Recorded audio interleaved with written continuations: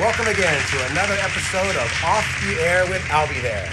My name is I'll Be There, your host, and today we are here in location in the city of Lomita, California. Behind us, you'll find us at the home and the longtime residence of today's special guest, where you can normally spot him surfing the Pacific Ocean or barbecuing by land. He's guaranteed to fill your mind and also fill your bellies. So ladies and gentlemen, please, without further ado, let's give a warm I'll Be There welcome for today's special guest, as well as pitmaster at the Opie Smokehouse and longtime ambassador of the South Bay Bodyboarding Republic, ladies and gentlemen, Mr. Kevin Broadley.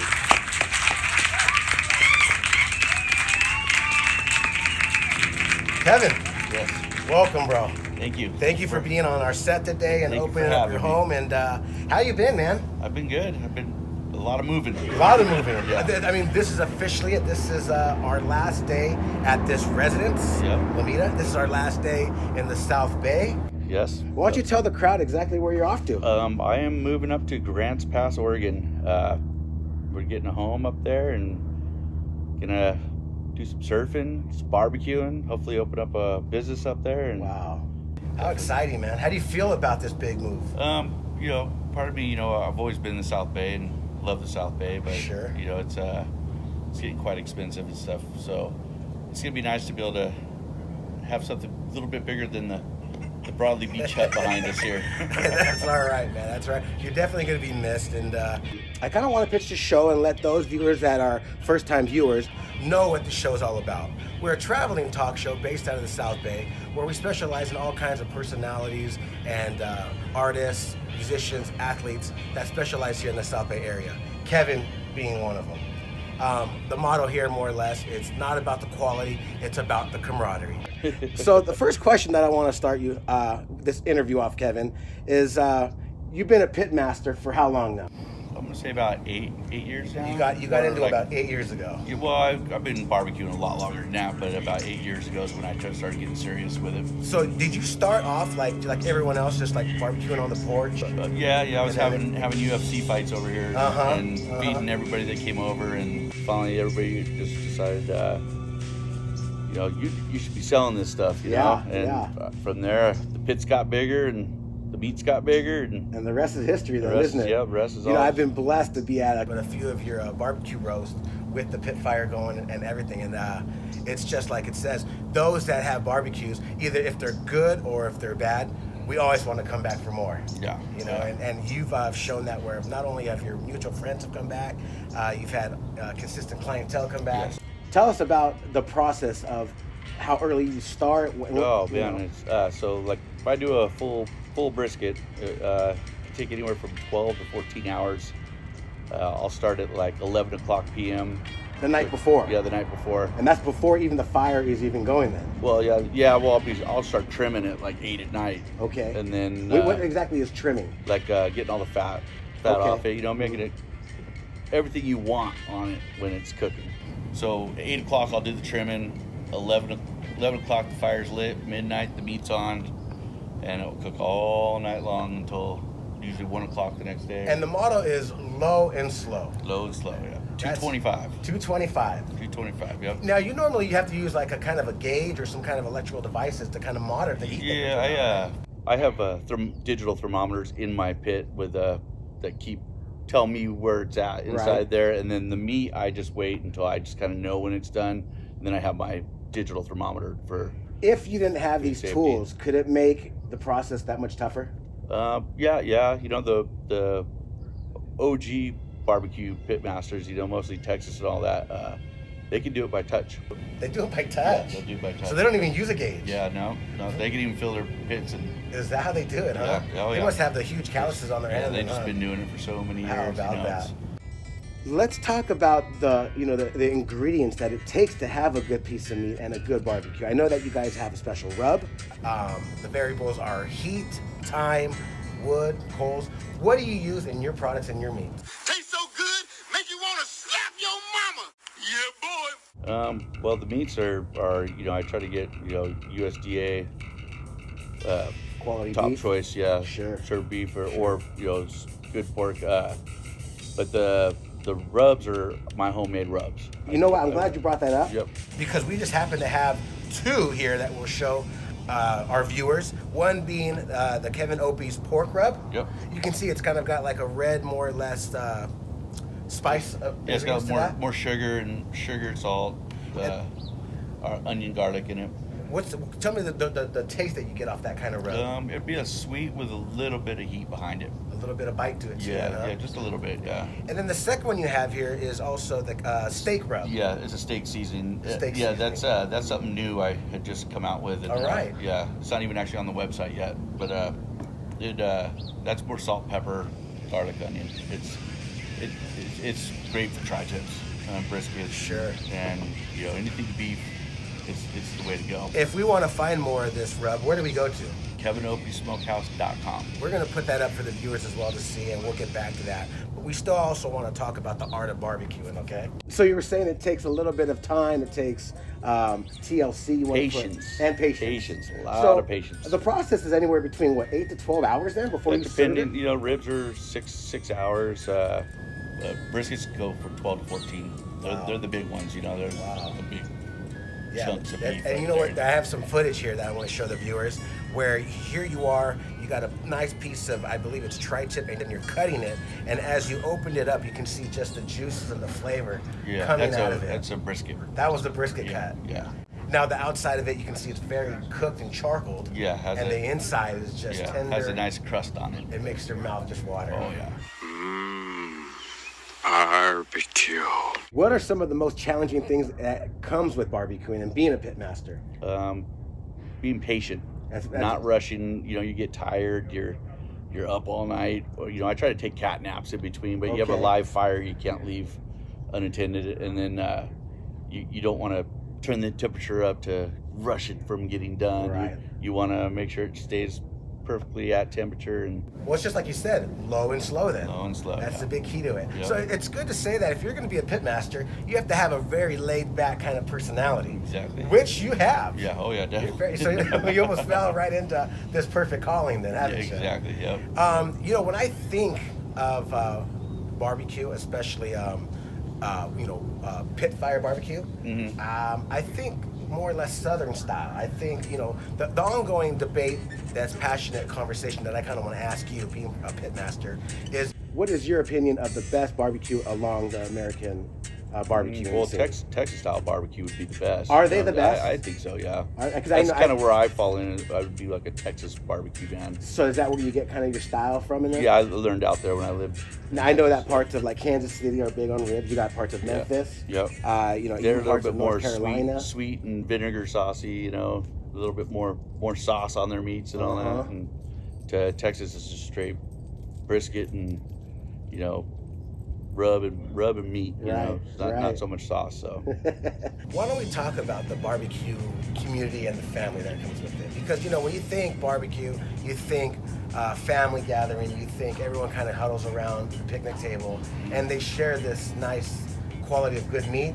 and the quality of camaraderie among their friends and family. The barbecue community, describe it to me. Is it competitive? Is it very welcoming? Well, they're pretty welcoming. Everybody's pretty helpful and friendly. Give you a lot of advice and all that. And until it comes down to, at the competitions when you're putting your box in your turn-ins, Sure. that's where everybody gets secretive and quiet and all that. Wow. Yeah. Wow. So, these contests, how do they run? Is it based on the quality of meat, the presentation? Yeah, you have judges that actually taste everything. Yeah. Wow, exciting. Yeah. Oh yeah. Definitely looking forward to doing. Once COVID lifts, those things will start back up. Right. So then, in your opinion, what is your preference of a perfect barbecue, starting from the wood, the rub, the sauce, the meat? Like, it would be pecan wood, a brisket, salt, pepper, garlic, and or my steak seasoning, and long 12 to 14 hour cook, and a good 2 hour rest after it's cooked. That's right. Now, Kevin, you're a man of many trades. I know that not only are you a pit master, you're a master barbecuer, but you also have a love for the Pacific Ocean and Mother Nature. Oh, definitely. you're a team rider now with Tubes Bodyboarding. Yep. Congratulations on that. Thank you. That's a big thing. Yeah. And you're also a representative with Bodyboarding Republic. Yep. And you're also a judge with the APB North American Bodyboarding Circuit. Yes. Yeah. How did you get involved in all this? Where do you find the time to do all these things? Well, Matt Kitchen helped me get in there and start judging and all that. And then once I started judging with him, that's the best part. I love doing that. Did you really? Oh, yeah. So you have a passionate for judging contests. Oh, yeah, yeah. I fear there's a lot of pressure on you because... I could sit there and watch people just free surf and all that. Yeah. And in my head, I'm putting scores to it, you know? Yeah. Now, walk us through that, because whenever I watch these contests, I think they're all winning. I see these guys all ripping. You got top lanes right now like Sammy Morantino, you got PLC, some guys like Tanner McDaniel that are just ripping the scene right now. No, it's amazing what these guys are doing. Hypothetical question, okay? You got a hypothetical question. You're judging Mike Stewart, Kaino McGee, and Guillermo Tomega. Mm-hmm. You got to burn one of them. Which one are you burning? Or snaking in well, bodyboarding? Oh, you mean I got to snake them? You got to snake them. Oh, man. Which one of these bodyboarding legends are you burning going left at Pipeline on a firing day? Well, I mean, I would never really do that, but I mean, if I had to pick, My God. Well, I mean, why not go for the big gusto? That's fair to say. That's a funny story. But I would never drop it out. I'm a true believer. You should look over your shoulder. There's some proper etiquette when it comes to being in the water. Then. Definitely, and these kids these days, they just don't learn it like we used to. Oh, so you've seen a shift where the respect in the water is changing then? Well, yeah, just they're hungry for waves. They want pictures. Everybody has GoPros now and all that, and they just everything goes out the window when they see a set come in. It's like you got 3 guys on one wave, and no one's looking over their shoulder. That must create a lot of frustration when you're in the water then. The contest, when that starts coming back too, that will really help with a lot of that too. Has there been talk about maybe in 2021 that we'll start seeing the professional bodyboarding contest starting to kind of go back? Yeah. APB North America and Bodyboarding US are doing a great job trying to get things lined up for next year. And as long as COVID lifts, and you'll have the San Diego one. There's talks about a Steamer Lane one. Wow, yeah. And then they have a couple in Mexico. You think possibly we'll see you back down here judging some of these contests? Oh, definitely. Yeah. That'd be great. Yeah, I wouldn't pass it up for anything. That'd be great. So, I want to talk about bodyboarding again because we're on the topic. Someone like you and your partners like Matt Kitchen, you guys have done a lot of driving up and down the Western Coast. Definitely.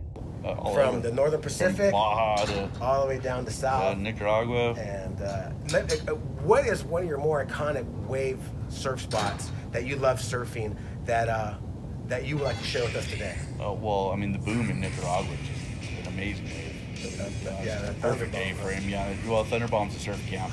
Is that the same place in Nicaragua then? Yeah. The boom is the beach, and then Thunderbomb is the surf camp. Okay. So Thunderbomb Surf Camp, I mean, from the minute you're off the plane, they cater you. You do nothing but surf, eat, drink, sleep. I love it. There's a great photo I want to show the crowd right now too, especially. It's with you and your friend Matt Kitchen. In the water? You guys are in the water on your bodyboard, and you guys got 2 beer bottles and you guys are cheers. Yes. It's a great image. I love. There's an island there that they take you out on a boat to Point Break. Okay. Out there, and then after we surfed about 4.5 hours, we swam back up to the boat and cracked a beer, and I was like, dude. Kings. You guys are kings at the moment. Yeah. How does it feel to surf these foreign places? Because, when you're surfing out front in our South Bay waters, you've been in and out of this beach since you were 12, super grown. So you know the layout, the layout of the beach and the ocean. You don't got to worry about certain rocks. You don't got to worry about reefs. But when you go somewhere foreign, like maybe Nicaragua or parts of northern Cal, where there's bigger boulders, Washington, Oregon. I mean, what's your game plan when you go into a foreign place like that? Pay attention. Look at what's going on in the water.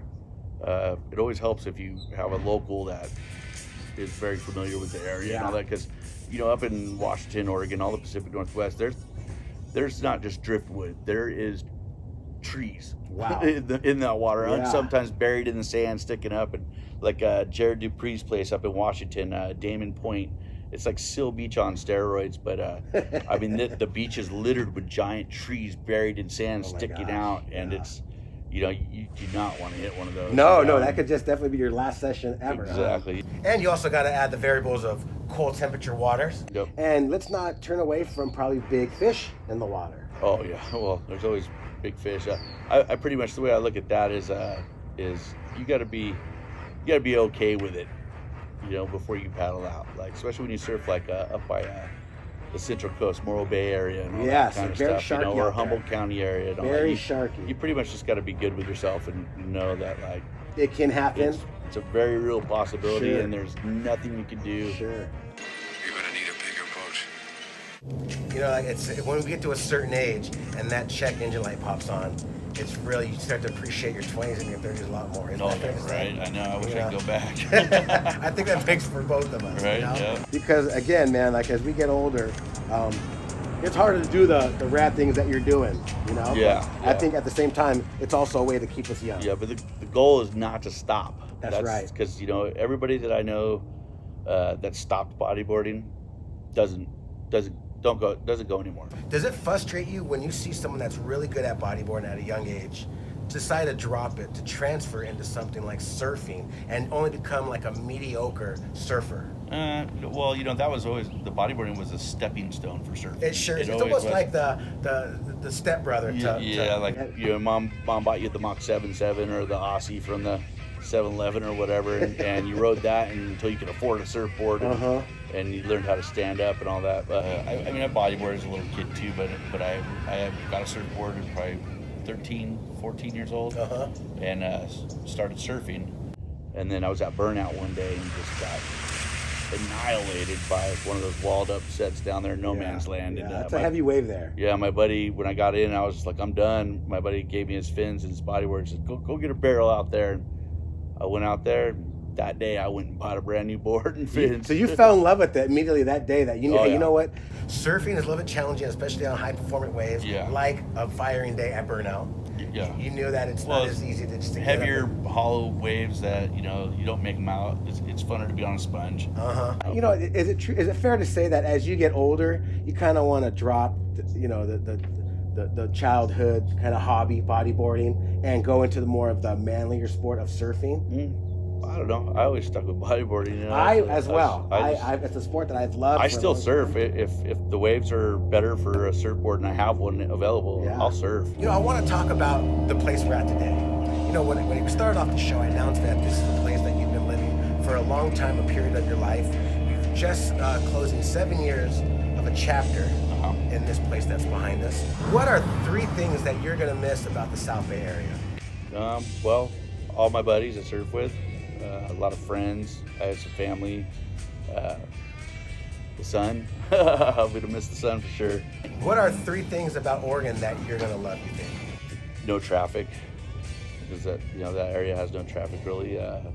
That, and my kids can actually get some nature in them. You know. Sure, get them back out of the Yeah, house. And you know, it's- maybe away from their digital devices and stuff. Yeah, that would be nice. That's a big challenge right now, too, that you're probably dealing with. I know that you have a son who's about to be 10 years old. Is that right? He's already 10. Yeah. And then you got a little girl that just had her first birthday. Yeah, it was just a little over 1, and then I have an 18-year-old and 16-year-old in Texas. So you're really staying busy, Kevin. Yeah.